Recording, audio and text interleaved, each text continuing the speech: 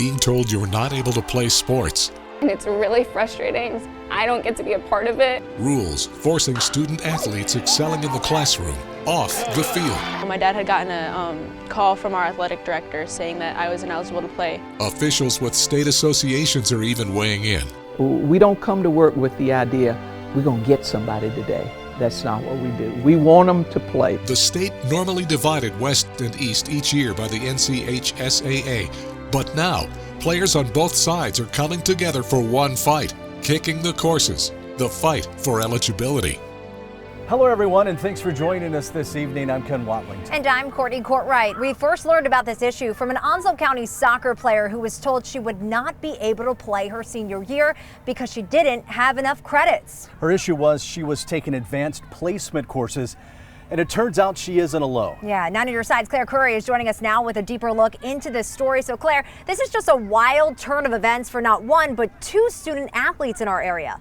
Yeah, it is really crazy that not only one student, but two were affected in the same county, all playing the same sport.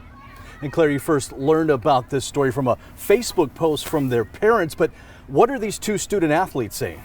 Yeah, after they were finding out that they were unable to play their senior season, they were really devastated. To me, soccer is just, I get to play with my best friends, and it's really frustrating. I don't get to be a part of it. It does me no good to put down anybody who made a mistake in this process, but I would just like to make it so it doesn't happen again. The North Carolina High School Athletics Association requires students to pass a minimum load of classes in order to participate in sports the following semester. Caitlin, an above-average student at Richlands High School, was recommended by the school to take advanced placement courses, but those credits don't count. With AP classes running a full year instead of a semester, those credits are not awarded to the end of the year, and because of that, the state was saying that she was ineligible to play. And Madison, an above-average student at Southwest Onslow High School, was recommended by the school to take classes through the community college. Those two do not count. One of the classes she was taking that was recommended by her guidance counselor was not considered a high school credit, which reduced her course load to 2 courses, making her ineligible. Onslow County Schools filed appeals to the NCHSAA on the behalf of each of the two student athletes. Unfortunately, when it went to the state level for sports, it was denied. We did push it to the State Board of Ed. Unfortunately, that was denied as well. The school system says this has not been the first time a student athlete has faced this situation. So lawmakers are now stepping in to help. The rule was written in 1987. I don't even think they had AP courses at that time, and that rule hadn't changed since then. Eligibility, I think, don't quote me, but I think it's been over 10 years before we've really looked at it again. So it's a good time for us to modernize it. Now for Caitlin and Madison, they hope the rule is changed for the sake of others. And that's the whole point as us as student athletes is school comes first and athletics second. And to punish someone for going above and beyond in their classes and what they choose shouldn't be happening. How about this? It's really hard to believe that young athletes are being affected by the rules and their eligibility like this. Yeah, Claire, it really is. Their eligibility messed up by doing what they thought was the right thing to do. Claire, thank you. Let's take a look now, a deeper look at this rule. The rule impacting these students is laid out in the Scholastics Requirements section of the North Carolina High School Athletic Association's handbook. It is important to note the State Board of Education is the one that creates these rules. The NCHSAA just enforces them. The rule states a student must pass a minimum load of work in the prior semester to be eligible to play sports during the current semester. Now, those requirements are different from school to school. In traditional school schedules, students must pass 5 courses. If the school is on a block schedule, students must pass 3 courses. And in an AB block schedule, they must pass 6. This means if your school is on a block schedule and you only pass 2 courses, you are not eligible to play sports the following semester. Still ahead here on Kicking the Courses, we talked to the NCHSAA directly about this fight for eligibility. We want them to play because we believe in education-based athletics and the core values that we are trying to teach through them. But before we hear what they have to say, this story exploded across our state after first airing right here on WNCT. We will take a look at the reactions this story is getting.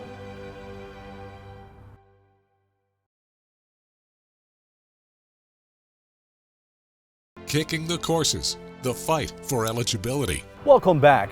After first airing the stories about our 2 soccer players in Onslow County, this story blew up in a big way. Thousands commenting on social media, starting conversations online, and I'm sure even at the dinner tables too. And Courtney, you've kept watch on these posts the past few weeks and you found some really interesting ones. Yeah, Ken, they really are interesting. Let's actually take a look at these comments. Once the story made its way across the state, some of those comments grabbed our attentions, like the ones about this rule impacting you, your child, or someone you know. One of these posts reading, "Same thing happened to a player at my kid's school this spring.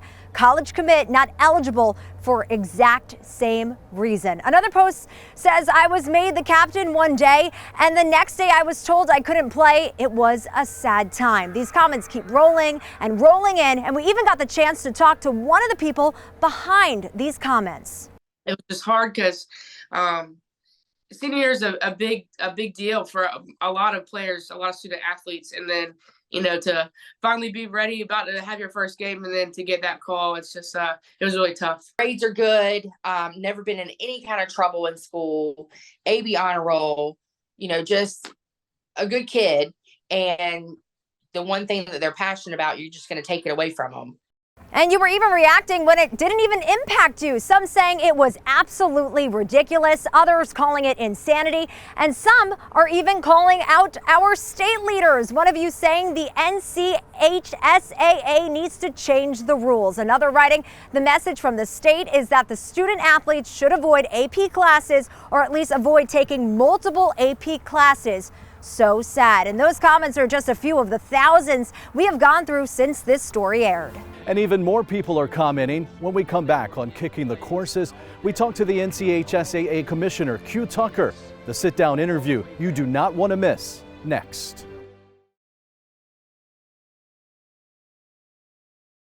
Kicking the courses, the fight for eligibility. We continue diving deeper now into this fight for eligibility by talking directly to the leaders. That's right. While the School Board of Education creates the rules for student athletes and their eligibility, the North Carolina High School Athletic Association enforces them. We reached out to the Board of Education. They did not want to do a sit-down interview, but I did get a chance to take the trip to Chapel Hill to speak to NCHSAA Commissioner Q Tucker. So obviously we're talking about the eligibility issues that have come about with at least a few of the players in our area in Onslow County. Thankfully they're now able to play, but it's kind of a strange situation because you guys, student athlete, the student comes first. Mm-hmm. You want to make sure these young people are doing what they need to do in school before they go play sports. Correct. Here's a situation where we have some individuals who are seemingly going above and beyond in their schoolwork, and somehow in the process things got off kilter a little bit. When did you first become aware of these types of situations? Well, we've known about situations where students weren't taking what we call the minimum load. We deal with those every year. So when this particular situation came up, it wasn't an abnormal or out of the ordinary situation because we have students who for years. So we've always talked about that, and like I said, when it arose in Onslow County, it really wasn't strange. It wasn't out of the ordinary because we've had those in the past. How many other situations are there like that this spring across the state? Well, we had several situations that had come to us in the form of hardships. I don't know what the exact number is, but once the state, that independent appeals board, changed its ruling, then we went back and pulled any hardship requests we had that were like those in Onslow County. We revisited those, and if those students had taken less than a minimum load and passed all of those courses, then we rendered them eligible immediately. So we recognized that we had some situations where students perhaps had applied for hardship but didn't appeal it. But we wanted to be fair because of that reversal of that ruling by the independent panel, independent appeals board. So then we went back and looked, and then we reached out. It probably was about 4 or 5 students we then deemed eligible based on that ruling. You've got obviously the NCHSAA, you've got the State Board of Education, you've got this independent appeals committee, all working together to make sure student athletes are eligible and can play the sports. How difficult is that, those 3 entities working together to try to make this happen sometimes? Well, it has never been difficult, even though there are those who think that it is difficult for the NCHSAA and the State Board of Education to work cooperatively together. We have done that for a long, long time. So the State Board of Education, you're here to enforce the policies they put in place. Absolutely, especially as it relates to the scholastic, our eligibility rules. How do you play athletics? Not the game rules, those kinds of things, but we have always said, what are the academic requirements that the State Board of Education then wants us to regulate? And we've always done that. We don't operate outside of that. And the importance of these rules is to make sure that people, young people aren't just showing up playing sports, all the schoolwork doesn't matter. That's correct. And we also, the importance of rules and regulations is that the schools that are at the coast and the schools that are at the far west mountains are all playing by the same set of rules, and that there is this group of people who come to work every day to try to make sure that they're all, following those rules and regulations. For you, as far as the eligibility situation that's happened, at least with our 2 student athletes in Onslow County, if you had a magic wand and you could make a change and you could just make this process maybe a little simpler for some of those students who really are trying as hard as they can to do as much as far as their academic career goes, what would you do?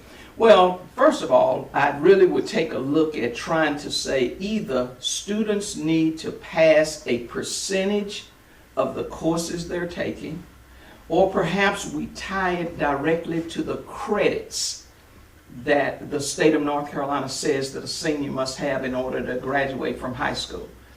I would look to do something along those lines. But I want to make it abundantly clear. This has nothing to do with the fact that students take AP courses or are in the IB program. I've seen a lot said that, well, these students were taking AP classes. That's not it. We don't get into what courses they're taking. We don't even look at the number of credits. Right now, if you ask me how many credits does a senior need to graduate, I can't tell you because I don't pay attention to that. But what is important is that the courses they're taking, that for us, it has meant they satisfy that minimum load. We look at things like, well, the course doesn't give a culminating grade until May or the end of the year. That's fine. That isn't held against a student.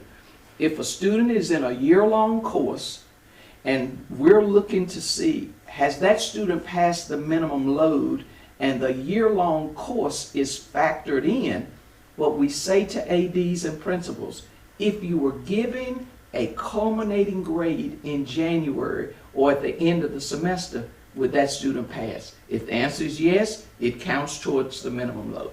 So I want to be sure, because there's just been a lot of misinformation out there that suggested that, well, these students were taking AP courses or they were taking year-long courses when you don't even look at the grade until that time. That's not how this worked.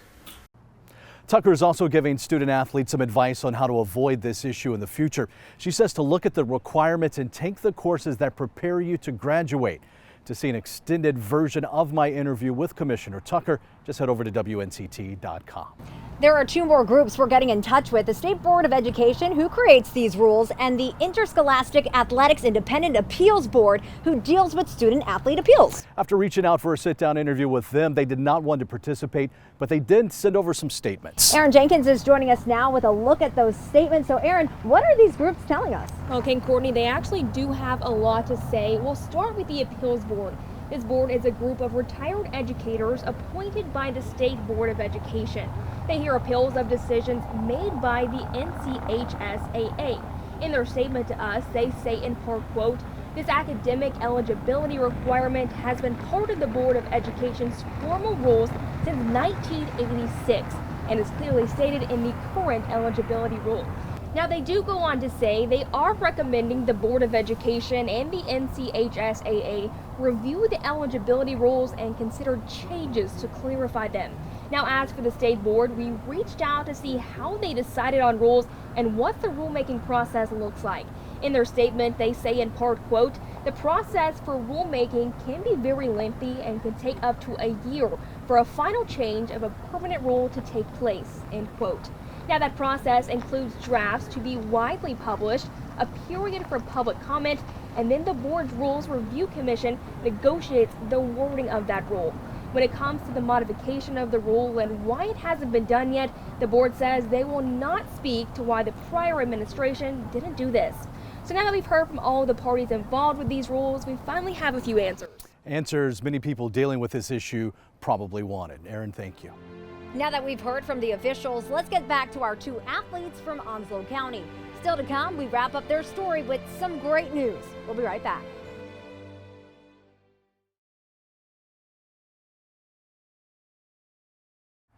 Before we leave you tonight, we wanted to check back in on those two student athletes from Onslow County. Claire, after we first aired their story, lawmakers getting involved and a big reaction from all across the state. You have a good news update for us tonight. Yeah, Courtney, Ken, both Caitlin and Madison are now finishing up their senior seasons on the field. My mom comes up and she's like, "Oh, you can play," and I'm like, "Okay, when?" Like, I wasn't expecting like immediately. I was nearly in tears because I was so excited. The appeals panel and the NCHSAA both reversing their decisions and allowing both Caitlin and Madison to finish out their season with their teams. Everybody was so supportive and so excited. It was like we never skipped a beat, and I'm just so thankful for all the help in the community, and it means the world to me. But now these two are back on the field. The push continues in Raleigh for a change to the rule. We're going to give them time to be able to do that, and then we'll sort of look at it and make sure that it meets what we think is correct. I'm perfectly prepared to do that through legislation. And the student athletes are also pushing for change too. I really still want to push for this, that it gets through, to change the rules. I hope it doesn't happen again and they just don't forget about it and push under the rug. And it's great that Caitlin and Madison are now playing, but there is still a huge fight to at least make some changes to this rule. We want to thank Claire and Aaron for all of your work, for digging deeper into this story for us. And we want to, of course, thank you at home for watching. We hope you've enjoyed this special Kicking the Courses, the fight for eligibility. To learn more about this story, just head over to WNCT.com. Thanks for joining us. Have a great night.